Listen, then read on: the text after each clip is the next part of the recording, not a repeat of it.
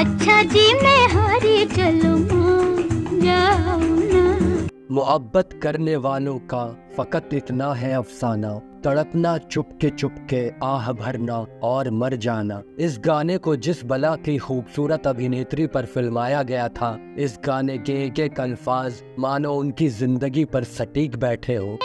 महफिल में किस्मत आज़मा कर हम भी देखें। हिंदी फिल्म इतिहास में अब तक की सबसे हसीन अदाकारा, जिसकी खूबसूरती पर मशहूर शायरों की शायरी भी फीकी लगती है। खुदा के लिए साहिब आलम शहजाद की को रुस्वा न कीजिए। जिसकी बेमिसाल खूबसूरती का कोई सानी न था, जिसकी अदाएं और अदाकारी के लोग ऐसे दीवाने थे कि पर्दे पर उनकी मुस्कुराहट पर अपना एक ही दिल हजारों बार हार जाते थे।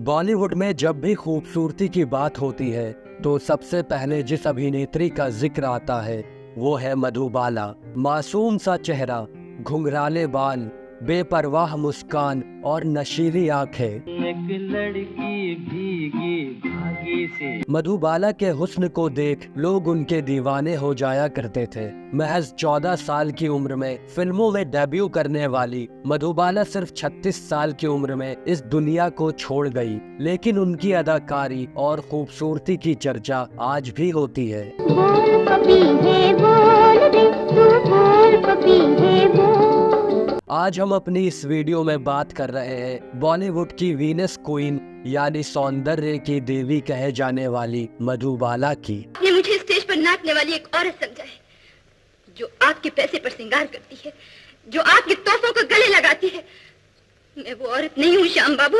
जब बात मधुबाला की होती है तो इनके अभिनय और फिल्मों की बातें बाद में शुरू होती है। सबसे पहले चर्चा शुरू होती है इनकी खूबसूरती से।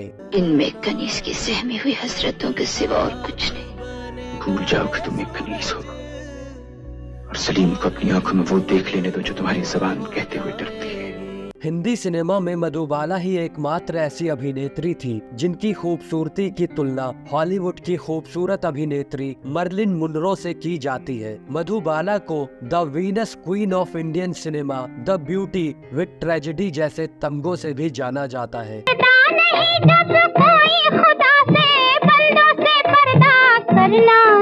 साल 1933 में 14 फरवरी यानी मोहब्बत का दिन, इसी दिन दिल्ली में जन्मी मधुबाला को मानो खुदा ने वक्त लेकर बनाया और ऐसा बनाया कि जिसे पूरी दुनिया प्यार करे, और ऐसा हुआ भी। मधुबाला की शख्सियत ही ऐसी थी कि जो भी उन्हें देखता अपना दिल हार जाता। मुझे चांद क्यों तकता है, मेरा कौन ये। बचपन में इनका नाम मुमताज जहान दहलवी रखा गया।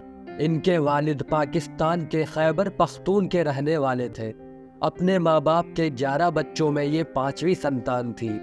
शुरुआती समय में इनके पिता पेशावर में एक तंबाकू फैक्ट्री में काम करते थे।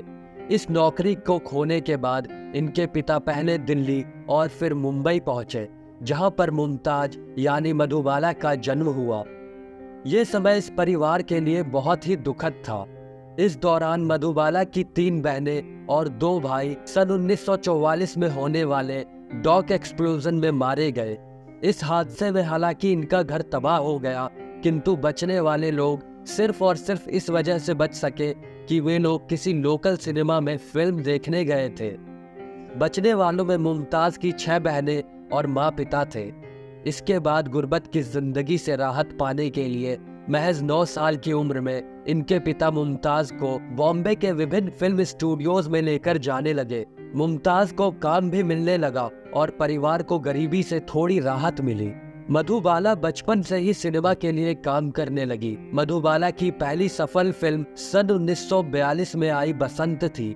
यह फिल्म बहुत सफल हुई और इस फिल्म से मधुबाला को पहचाना जाने लगा। में दामन उलझे न साजन। फूलों में हंसकर। जानी मानी अभिनेत्री देविका रानी मधुबाला के अभिनय से बहुत ही प्रभावित थी। उन्होंने ही मुमताज दहलवी को मधुबाला के स्क्रीन नेम से काम करने की सलाह दी। साल 1947 में आई फिल्म नील कमल में महज 14 साल की उम्र में मधुबाला को राज कपूर के साथ कास्ट किया गया। ये फिल्म इनकी मुमताज के नाम से आखिरी फिल्म थी। इसके बाद आने वाली सभी फिल्मों में इनका स्क्रीन नेम मधुबाला रहा। कहते हैं जब कश्ती जवानी के किनारे पर आ जाए तो वहाँ आदमी नई आवाजों से प्यार करने लग जाता है। जुल्मी नजर कैसी निडर दिल चुरा लिया, जाने किस अजब से देश। सन 1950 के दौरान आने वाली सभी तरह की फिल्मों में मधुबाला अपने जलवे बिखेरने में लगी हुई थी। इसी साल आई उनकी फिल्म हंसते आंसू। वह हिंदी फिल्म बनी जिसे पहली बार भारतीय फिल्म बोर्ड द्वारा ए सर्टिफिकेट प्राप्त हुआ। गुरुदत्त की फिल्म हावड़ा ब्रिज को भी नहीं भूला जा सकता। इसी फिल्म का गीत आइए मेहरबा आज भी लोगों के बीच खूब मशहूर है।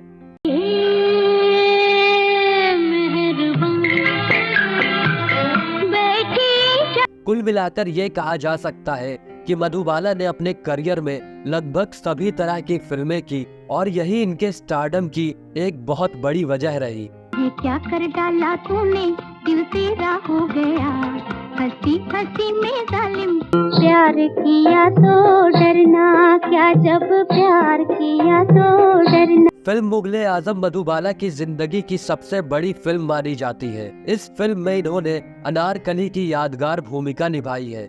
इस फिल्म ने मधुबाला को पूरी तरह से अभिनय में ढलने का मौका दिया। अभिनय की दुनिया में आज भी इनके इस अभिनय का उदाहरण दिया जाता है।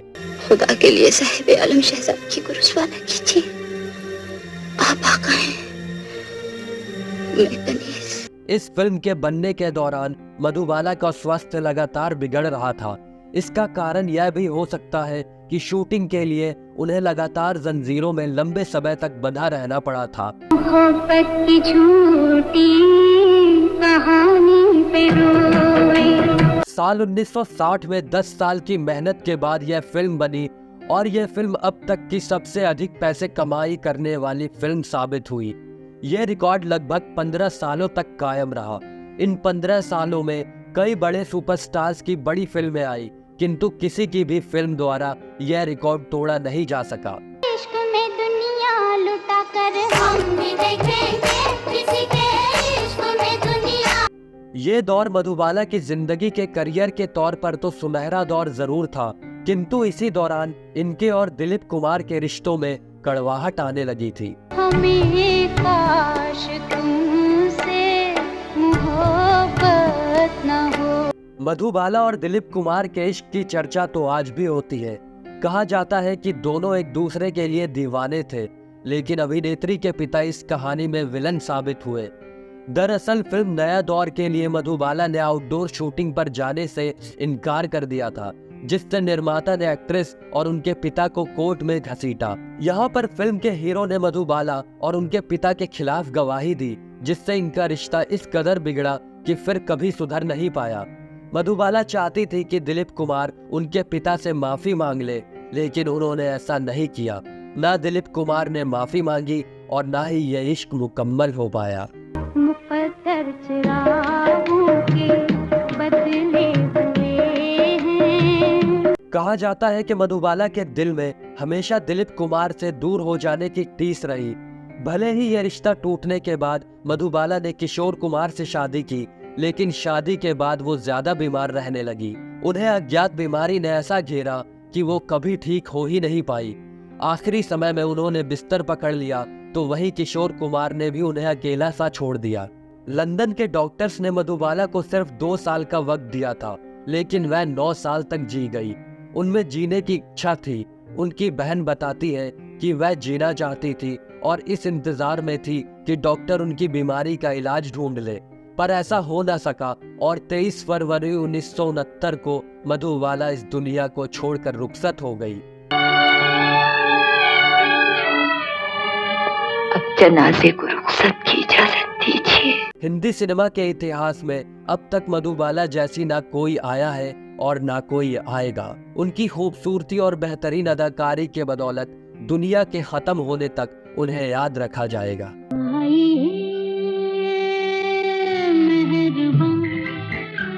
इस चैनल को अपना प्यार देने के लिए धन्यवाद।